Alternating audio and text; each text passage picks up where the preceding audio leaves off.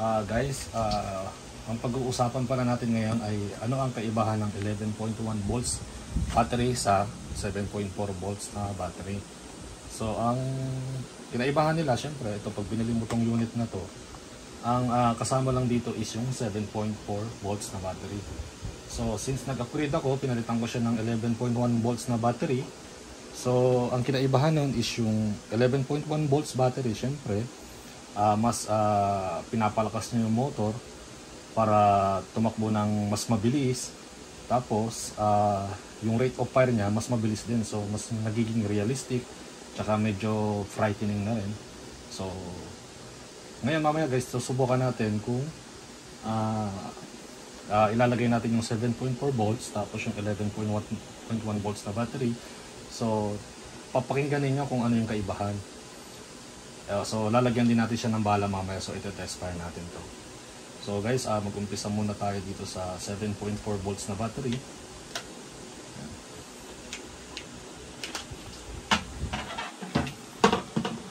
Okay.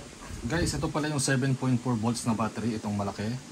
At ito naman yung 11.1 volts na battery, which is 1,400 mAh. Pero meron din naman tong 2,000 mAh na medyo mas mahaba, meron din naman 2,800.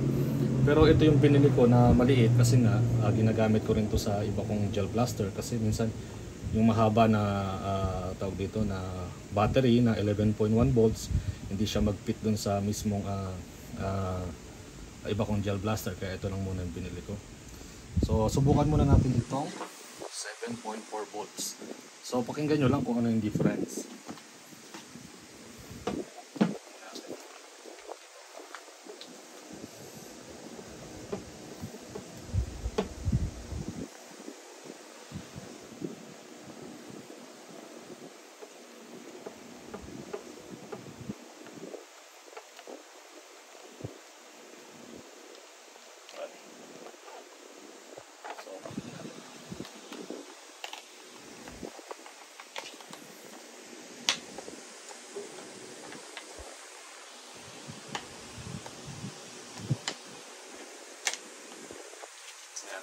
So subukan na natin siya sa full automatic agad. So ayan, ito ang 7.4 volts.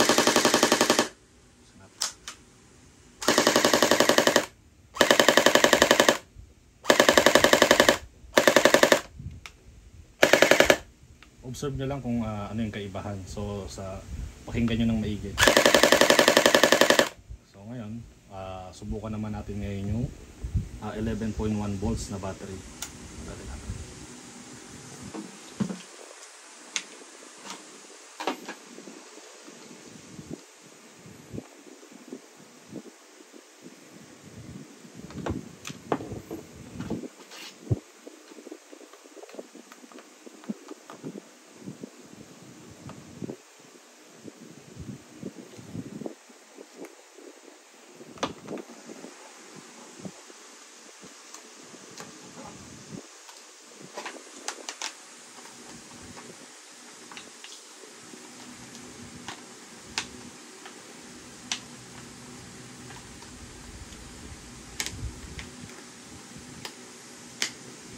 So ito naman, test fire natin subukan natin. Ito na, full automatic na siya.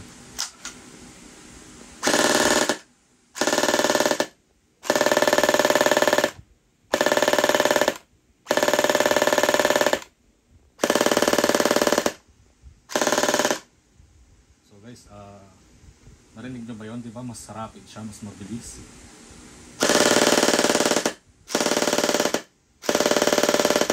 Kumbaga mas rapid siya. Kumbaga pag nilagay ito ng bala, mas mataas yung rate of fire niya kasi nga mas mataas yung battery natin na nilagay dito. So ito guys, subukan natin lagyan ng bala.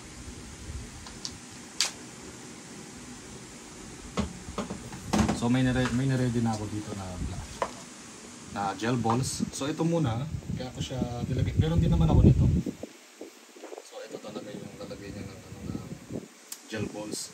Pero ako kasi, since test fire lang naman, ang ginagawa ko kasi sa gel balls ko, nilalagyan ko siya ng tissue. kasi diba minsan babasa pa yan. Kasi dito sa ano na to, dito sa magazine na to. Itong magazine na to. Ano yan, may motor yan sa loob. So pag basa yung ano, yung gel balls mo, so malaki yung chance na yung motor dito sa loob is kalawangin. So mas madali siyang masira. So nilagyan ko siya ng tissue. So lagyan natin ng ano. Ito nga pala yung ano niya, lalagyan niya ng bala dito sa ERP9. Lagyan natin to.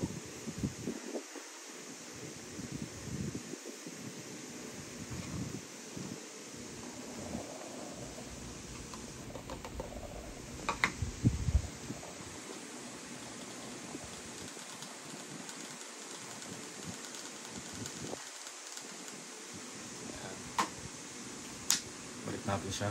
Magta-test fire tayo guys ha.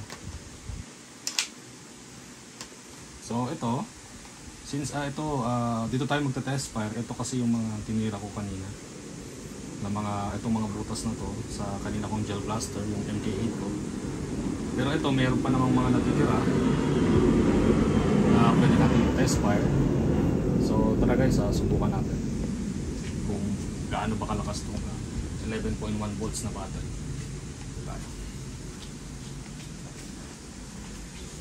So medyo lalayo lang ako ng konti guys.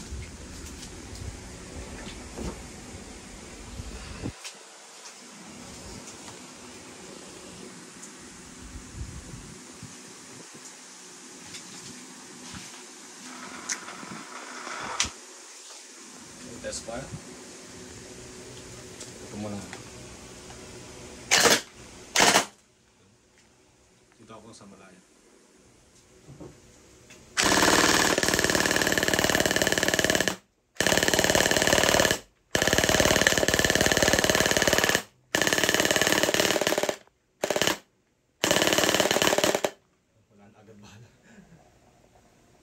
So, ayun yung 11.1 volts na battery. So, tignan nyo naman. Tignan nyo yung damage sa karton. Makapal yung karton na yan guys. So, yun. Tignan nyo naman yung damage. So, di ba? Laki. So, kung ako yung tatanungin, so maganda talaga guys na mag-upgrade kayo ng 11.1 volts na battery. Kasi nga mas maganda siya, tsaka mas mabilis. So yun guys, tapos na nga pala tayo. So ito nga pala yung aking ERP9 na in-upgrade ko sa 11.1 volts na battery. So ayan, tingnan natin. Ito rin yung kanina, mga tinest fire ko yan kanina. So wala pala yan. So yun lang muna guys, so yun lang. So sana may natutunan tayo sa 11.1 volts na battery tsaka 7.4 volts na battery sa gel blaster. So sa susunod naman guys, bye.